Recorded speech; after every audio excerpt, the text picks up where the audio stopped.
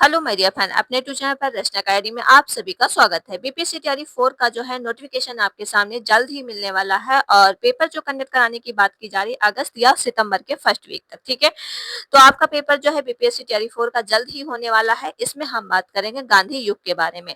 जिसने पहली क्लास नहीं देखा वो पहली क्लास जरूर देख लीजिएगा, ये आपकी जो है सेकंड क्लास है। तो हम चलते हैं उसी पे आगे। ठीक, यहाँ से क्वेश्चन एग्जाम में पूछे जाते हैं, चाहे प्राइमरी तैयारी कर रहे हो या जूनियर या फिर टीजीटी या पीजीटी या किसी भी एग्जाम तैयारी कर रहे हो तो उसके लिए भी वीडियो इंपॉर्टेंट है। ओके, ये सब हम आपको करा चुके थे, तो उस हम चलेंगे नेहरू रिपोर्ट पे छोड़ा था। ठीक, नेहरू रिपोर्ट के पास चलते हैं। ये सब हम करा चुके थे, वो आप देख लीजिएगा। ओके, तो यहाँ से हम शुरू करेंगे नेहरू रिपोर्ट। ठीक है, ये मैंने छोड़ा था कि अगले क्लास में करेंगे, तो आज ये उस सेकंड क्लास है। तो चलिए फिर स्टार्ट करते हैं, और अभी इसका थर्ड पार्ट और आएगा। ठीक है, तब ये कंप्लीट होगा। तो जैसे कि नेहरू रिपोर्ट के बारे में जान लेते हैं, तो ये जानिएगा, भारत जो है सचिव लॉर्ड वर्कहेड ने भारतीयों को चुनौती दी थी कि वह एक ऐसा संविधान बनाए जो देश के सभी समुदाय और वर्गों को क्या है स्वीकार हो। ठीक है, ये किसने दिया था, तो इनका नाम याद रखेगा। नेक्स्ट पॉइंट हो जाएगा, 11 मई 1908 28 को पंडित मोतीलाल नेहरू की अध्यक्षता में भारतीय संविधान के प्रारूप को तैयार करने के लिए कितने सदस्य थे, 8 सदस्य समिति की गठन की गई। कब की गई थी, तो याद रखिएगा 11 मई 1928 को। किसने की थी, पंडित जवाहरलाल नेहरू की अध्यक्षता में किया गया था। कितने सदस्य थे, 8 सदस्य थे। ओके, तो याद रखिएगा। अगला पॉइंट देखो, अगला पॉइंट हो जाएगा, इस समिति ने अगस्त 1928 में संविधान के प्रारूप तैयार किया गया जिसे नेहरू रिपोर्ट कहते हैं। ठीक है, कब ये तैयार किया गया था, तो याद रखेगा अगस्त 1928 को, और इसे क्या कहते हैं, नेहरू रिपोर्ट कहते हैं। नेक्स्ट पॉइंट हो जाएगा, नेहरू रिपोर्ट में भारत डोमिनियन स्टेज का समर्थन किया गया। इसमें संघीय प्रणाली और संयुक्त निर्वाचन प्रणाली तथा प्रांतीय सभ्यता को स्वीकार भी किया गया था।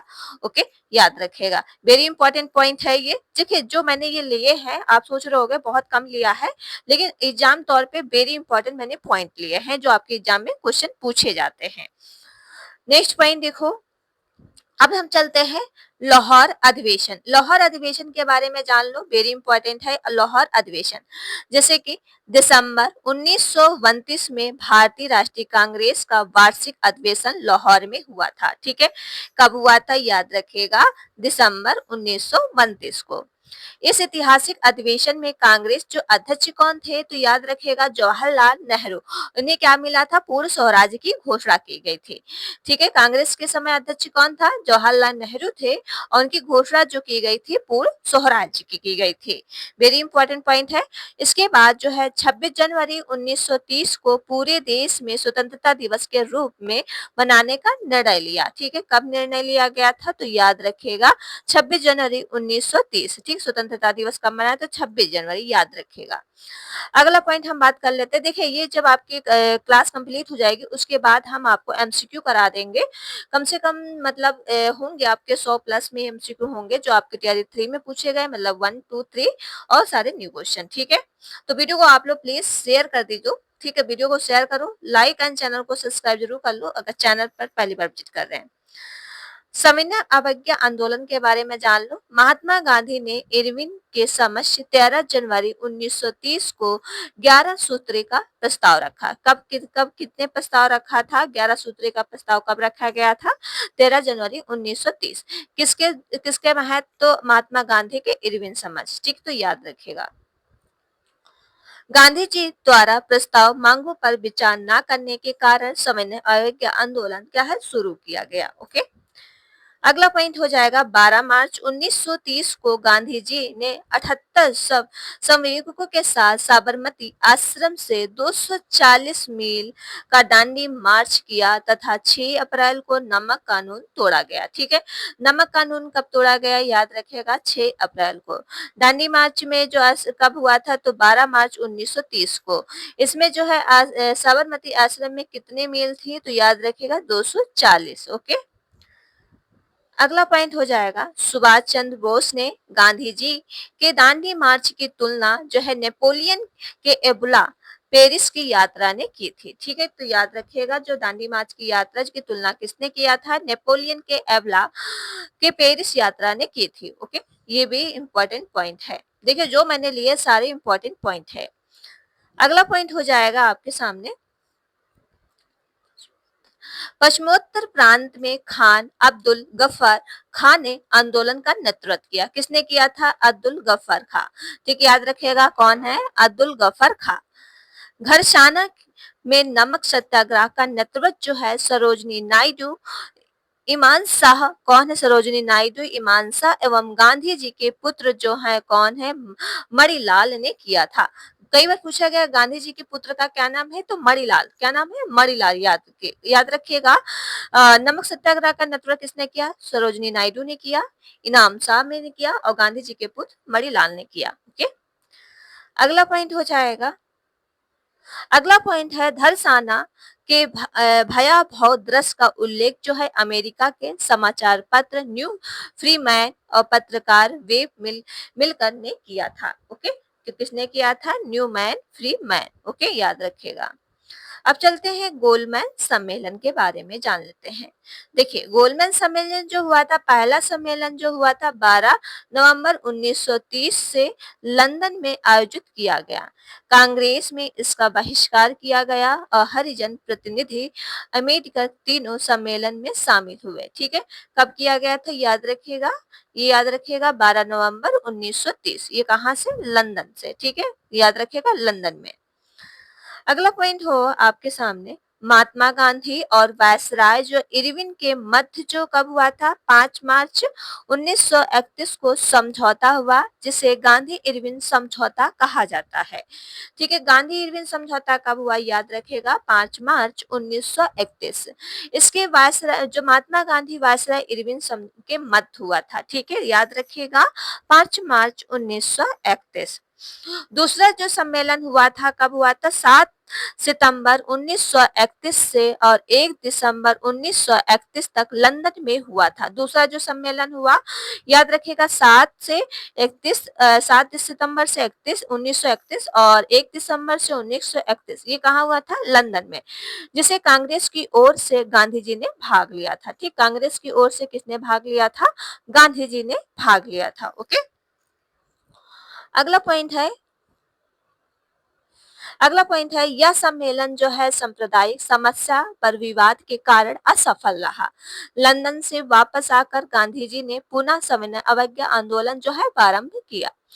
17 नवंबर 1932 से आरंभ तृतीय गोलमेज सम्मेलन में कांग्रेस ने भाग नहीं लिया था। ठीक है, किसमें इसमें भाग नहीं लिया था? कांग्रेस ने जो भाग नहीं लिया था। ये तीसरा जो गोलमेज सम्मेलन हुआ था 17 नवंबर 1932 को हुआ था।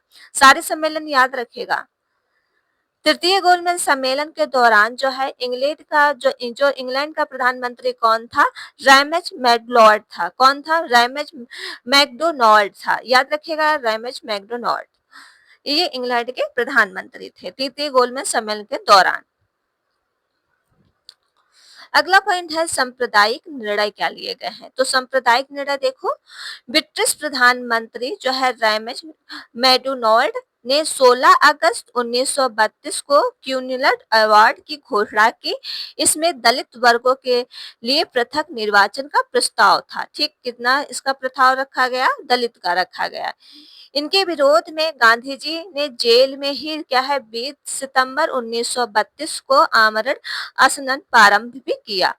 मदन मोहन मालवीय और राजेंद्र प्रसाद राजगोपालाचारी के प्रवर्तकों ने 26 सितंबर 1932 को गांधी जी और अम्बेडकर कर के बीच पुनः समझौता हुआ। कब हुआ था? याद रखिएगा, ये 26 सितंबर 1932 को।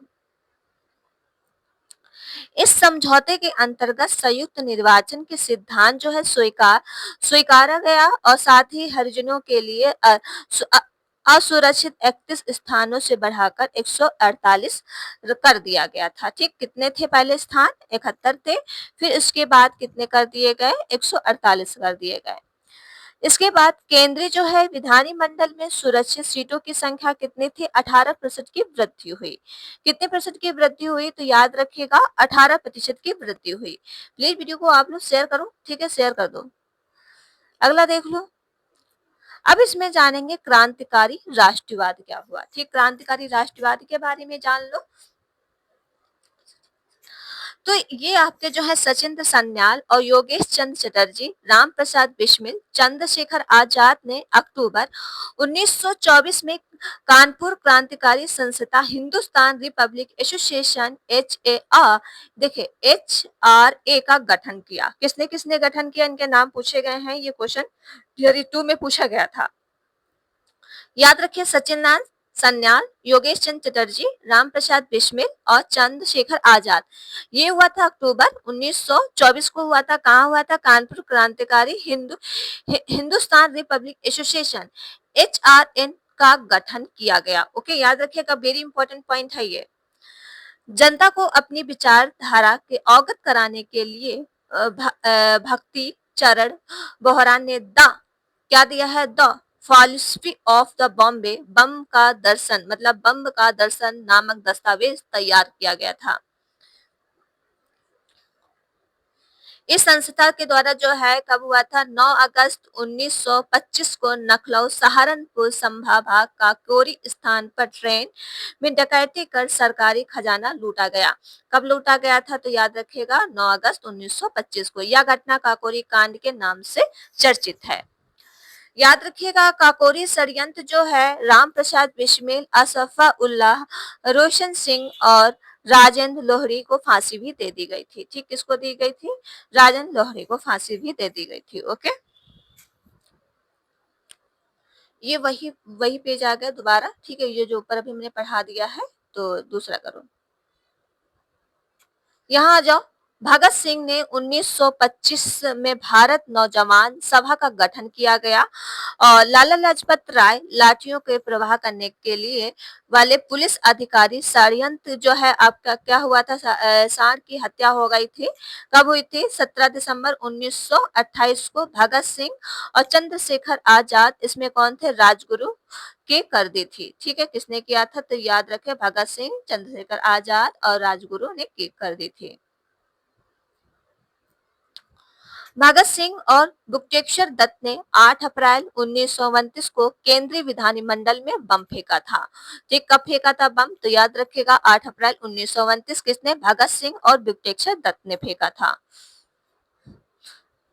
नेक्स्ट पॉइंट है बंगाल में प्रसिद्ध क्रांतिकारी मास्टर सूरसेन के नेतृत्व में वर्ष 1930 में चट्टगांव शस्त्रगागर का धावा बोला गया और सूरसेन ने इंडियन रिपब्लिक आर्मी की स्थापना की और इसके सदस्यों को लोकनाथ बालक और प्रतिलता वाडेट, गणेश घोष और कल्पना दत्त आदि थे। ठीक, जो इनके कौन कौन थे? याद रखेगा तीनों के नाम।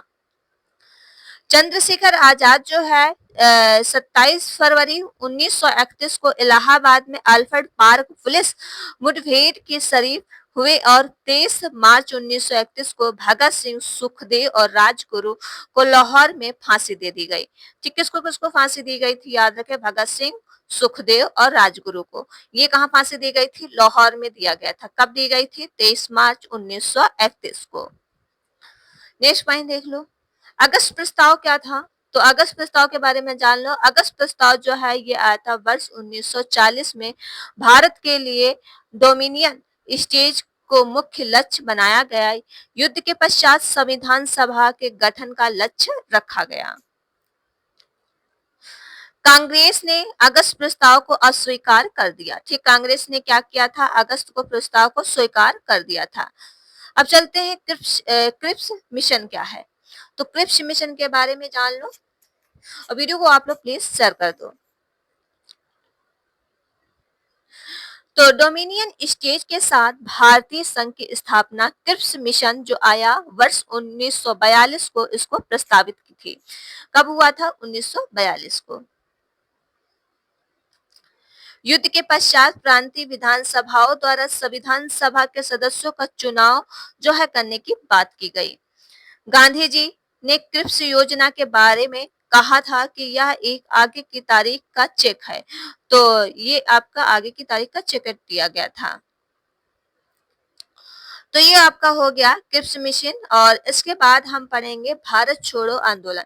ये आपकी कल की वीडियो में मिलेगा, पार्ट आएगा इसका थर्ड। ठीक है, क्या आएगा? पार्ट इसका थर्ड आएगा। तो इसके बाद थर्ड पार्ट के बाद ये चीज कंप्लीट हो जाएगी, फिर इसके बाद हम क्या करा देंगे? एमसीक्यू करा देंगे। ठीक है, तो चलिए फिर वीडियो यहीं तक रखते हैं एंड वीडियो आप लोग क्या है शेयर कर देना, लाइक एंड चैनल को सब्सक्राइब जरूर कर लेना अगर चैनल पर पहली बार विजिट कर रहे हैं। मिलते हैं नेक्स्ट वीडियो में। Thank you friend.